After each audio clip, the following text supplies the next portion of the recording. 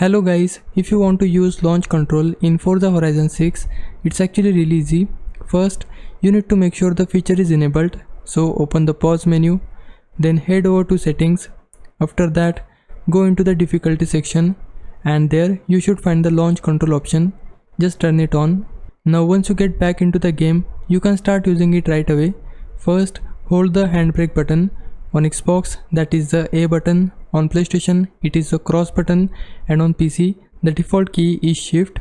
While holding the handbrake, press and hold the accelerator at the same time.